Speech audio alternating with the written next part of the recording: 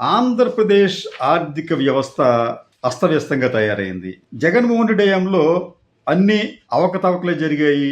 ఆంధ్రప్రదేశ్ శ్రీలంక లాగానో సుడాన్ లాగో మారిపోతుంది అని ప్రజలను ఒక రకంగా చెప్పాలంటే పెడదో పట్టించిన ఆనాటి ప్రతిపక్షం అంటే జనసేన కావచ్చు, లేకపోతే టీడీపీ కావచ్చు, అలాగే వారికి అనుకూలంగా ఉన్న మీడియా, దీంతో పాటు ఈ సోషల్ మీడియా, ఐటీడీపీ లాంటి సోషల్ మీడియా, ఇవన్నీ కూడా చెవిలో జోరీగల్లాగా ఎన్నికలకు ముందు జగన్మోహన్ రెడ్డి ప్రభుత్వం మీద తప్పుడు కథనాలు నూరిపోశాయి. దాంట్లో ప్రధానమైనది ఏమిటంటే జగన్మోహన్ రెడ్డి ఆంధ్రప్రదేశ్ను దివాళా తీయించాడని చెప్పి. కానీ ఆర్బీఐ కావచ్చు, లేకపోతే నీతి ఆయోగ్ కావచ్చు, లేకపోతే ఇతరతర గణాంకాలు కావచ్చు, ఇవి చూస్తే మాత్రం జగన్మోహన్ రెడ్డి హయాంలో గ్రోత్ రేటు బాగా ఉంది. ఒకానొక దశలో బహుశా 2022-23 సంవత్సరంలో దాదాపు జిఎస్డిపి గ్రోత్ రేటు 16.2% నమోదైంది. అది దేశంలో హైయెస్ట్. అది యావరేజ్ చూసుకున్నా కానీ మంచి గ్రోతే ఉంది. అన్ని రంగాల్లో కూడా వృద్ధి కనిపించింది. ఉపాధి రంగంలో కూడా మంచి వృద్ధి కనిపించింది. జగన్మోహన్ రెడ్డి హయాంలో దాదాపు 15 లక్షల అదనపు పిఎఫ్ అకౌంట్లు యాడ్ అయ్యాయి. అంటే ఈ 15 లక్షల మంది ఉపాధి పొందినట్లే. ఇలాగ అనేక రంగాల్లో జగన్మోహన్ రెడ్డి హయాంలో రాష్ట్రం అనేది అభివృద్ధి సాధించినప్పటికీ కూడా అభివృద్ధి లేదు అని చెప్పి నేను చెప్పిన ఆనాటి ప్రతిపక్షాలు, ఆనాటి ప్రతిపక్ష మీడియా ప్రసారం చేయడం, దానిని ఆంధ్రుల్లో అత్యధికులు నమ్మటం జరిగింది. ఫలితంగా చంద్రబాబు నాయుడిని గద్దెక్కించారు. చంద్రబాబు నాయుడు గారికి విపరీతమైన పరిపాలన అనుభవం ఉంది కాబట్టి ఆయన ఈ రాష్ట్రాన్ని తిరిగి గాడిలో పెడతారని చెప్పి కొంతమంది పాపం ఆశించారు. అయితే వారి ఆశలన్నీ కూడా నిరాశలయ్యాయి. ఆంధ్రప్రదేశ్ పరిస్థితి ఈ రోజున మరింత అధ్వాన్నంగా, అగమ్యగోచరంగా తయారైంది. ఆర్థిక వ్యవస్థ అనేది మునిగిపోతున్న నావలాగా మారిపోయింది. ఇవన్నీ చెప్పింది ఎవరు? Controller and auditor general of India వాళ్ళు చెప్పిన లెక్కలు. దానికి సంబంధించి ఈ రోజున ఒక ఆంగ్ల దినపత్రికలో ప్రచురితమైన సవివరమైన కథనం. ఈ కథనం సారాంశం ఏమిటంటే ఆంధ్రప్రదేశ్ తీవ్రమైన ఆర్థిక ఒత్తిడికి లోనవుతోంది, రెవెన్యూ డెఫిసిట్ పెరిగిపోతుంది, అనుత్పాదక వ్యయాలు ఆకాశాన్ని అంటుతున్నాయి. మీరు వెంటనే దీనికి సంబంధించి రెమెడీస్ తీసుకోకపోతే దివాళా తీస్తుందని చెప్పలేదు కానీ దివాళా పరిస్థితులు కనిపిస్తున్నాయని చెప్పి ఈ కాగ్ రిపోర్ట్లో పేర్కొన్నారు. అంటే ఏపీలో ఆర్థిక పరిస్థితి ఎంత దారుణంగా ఉందో మనం అర్థం చేసుకోవచ్చు. చంద్రబాబు నాయుడు గారు ఎప్పుడు అధికారంలోకి వచ్చినప్పటికీ కూడా ప్రచారం మాత్రం ఘనంగా చేసుకుంటారు, ప్రగతి మాత్రం పూజ్యంగా ఉంటుంది. ఇప్పుడు కూడా ఆయన ఒకవైపు ఈ వచ్చిన 2 ఏళ్లలోనే దాదాపు 3 లక్షల కోట్ల రూపాయల అప్పులు చేస్తే మరి ఆ డబ్బంతా ఏమైపోయింది? నిజానికి ఆ డబ్బంతా కూడా సమాజంలోకి వచ్చి ఉంటే మీకు గ్రోత్ ఉండేది. అంటే ఈ డబ్బు సమాజంలోకి వచ్చి ముఖ్యంగా ఈ మధ్యతరగతి పేద ప్రజల చేతుల్లోకి వస్తే వాళ్ళలో కొనుగోలు శక్తి పెరుగుతుంది. కొనుగోలు శక్తి పెరిగితే వస్తువుల గిరాకీ, సేవల గిరాకీ పెరుగుతుంది. ఈ ఫలితంగా వాటిని తయారు చేసే పరిశ్రమలు కావచ్చు, సేవలను అందించే సంస్థలు కావచ్చు, వాటికి చైతన్యం, కొంత రెవెన్యూ వస్తుంది. ఆ రెవెన్యూని వాళ్ళు ఇతర చోట్ల పెట్టుబడులు పెడతారు. ఫలితంగా ఏమవుతుందంటే అల్టిమేట్గా ట్యాక్స్ రెవెన్యూ పెరుగుతుంది ఏపీలో. కానీ ఏపీలో ట్యాక్స్ రెవెన్యూ నానాటికి తీసుకట్టుగా తయారవుతోంది. ఫర్ ఎగ్జాంపుల్ జిఎస్టీకి వచ్చినప్పటికీ చంద్రబాబు నాయుడు గారి హయాంలో ఏదో 2-3 నెలలు తప్ప ప్రతి నెల కూడా అంతకుముందు సంవత్సరంతో కంపేర్ చేస్తే జిఎస్టీ వసూళ్లు తగ్గుతూ వస్తున్నాయి. ఎందుకు ఇలా జరుగుతుంది? కానీ చంద్రబాబు నాయుడు గారు, ఆయన తనయుడు మాత్రం ఆంధ్రప్రదేశ్ వెలిగిపోతుంది, పెట్టుబడులు వచ్చేస్తున్నాయి.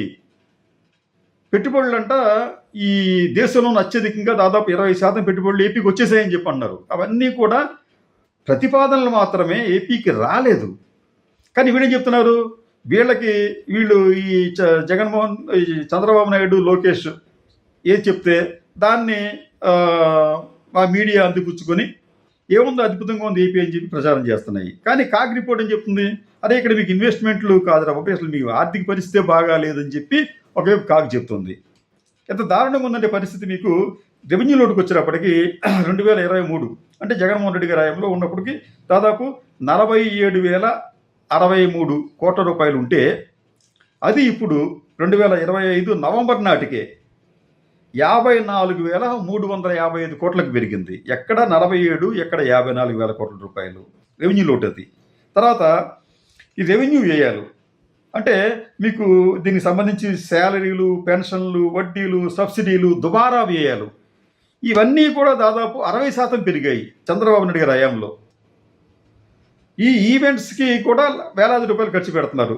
ఏమన్నా ఇప్పుడు ప్రజల దగ్గర నుంచి తిరుగుబాటు రాకపోతే ఎన్టీఆర్ విగ్రహానికి ఒక 1,700 కోట్ల రూపాయలు ఖర్చు పెట్టేస్తారు.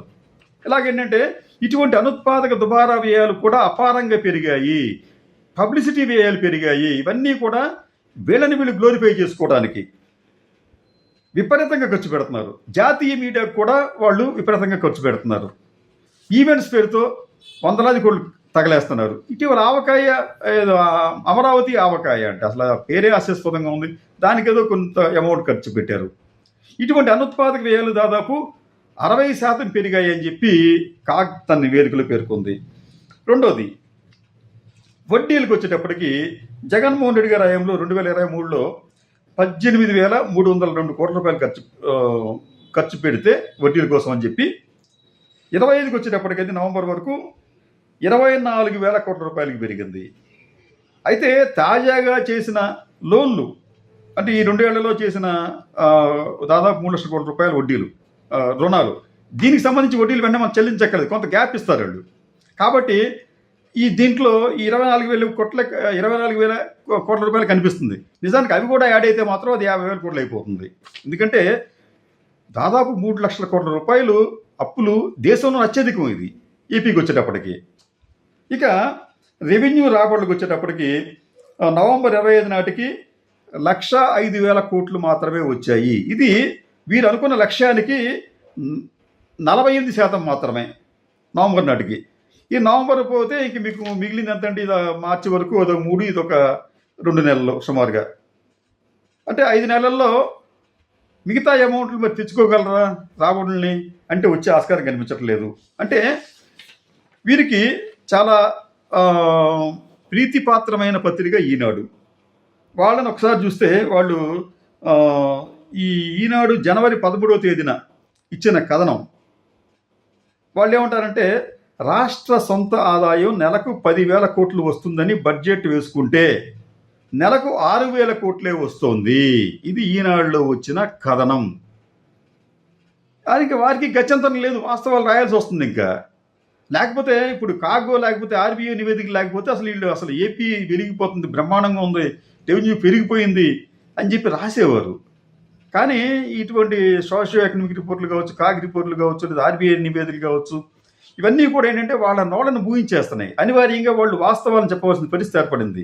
అలాగే ఈ ఆర్థిక సంవత్సరంలో రాష్ట్ర సొంత రాబడి లక్ష్యం 125,168 కోట్లు. అయితే ఏప్రిల్ నుంచి డిసెంబర్ వరకు 9 నెలల్లో ప్రత్యేక మార్జిన్తో కలిపి రాష్ట్ర సొంత రాబడి 74,163 కోట్లు మాత్రమే. డిసెంబర్ అని చెప్పారు, బహుశా నవంబర్ వరకే ఉంటుంది అది. అంటే ఇందులో రాష్ట్ర సొంత రాబడి 67,409 కోట్లు, అంటే 54% మాత్రమే. ఇది ఈనాడు వారు ఇచ్చిన సమాచారం. ఇక్కడ ఏపీ అనేది ఈ రోజున కొంతమంది ఉద్దేశపూర్వకంగా నమ్మరు. ఏపీలో ఆర్థిక సంక్షోభం ఎక్కడుందో ఏమీ లేదు అని చెప్పి బుకాయిస్తారు. కానీ ఇదే పరిస్థితి ఇప్పటికే కంటిన్యూ అవుతుంది. ఇదే పరిస్థితి కొనసాగితే స్వయంగా రాష్ట్ర ఆర్థిక శాఖ మంత్రి కూడా ఈ రాష్ట్రం అధోగతి పాలయ్యింది, మేము ఈ రాష్ట్రాన్ని ఆర్థికంగా ఆదుకోలేకపోయాం, ఈ రాష్ట్ర ఆర్థిక స్థితిని మేము ఉత్తేజపరచలేకపోయామని చెప్పి ఆయన కూడా అంగీకరించే పరిస్థితి ఏర్పడుతోంది. ఆంధ్రప్రదేశ్ ప్రజలు ఒకసారి ఆలోచించుకోవాలి. ఆంధ్రప్రదేశ్ అంటే నిజానికి చాలా విజ్ఞులతో కూడిన రాష్ట్రం. కానీ ఈ కులాల కుంపట్లో పడి ఈ రాష్ట్రం అనేది వెనుకబాటుతనానికి మన నిర్ణయాలు కారణం అవుతున్నాయి.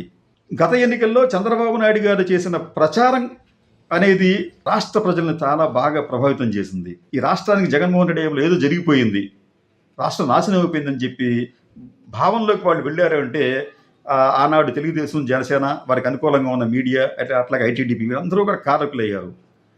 కానీ ఇటువంటి ప్రచార హోరులో పడి వాస్తవాలను విస్మరిస్తే ఆంధ్రప్రదేశ్ పరిస్థితి ఈ పెనంలోంచి పొయ్యలోకి పడిన విధంగా మారుతుంది.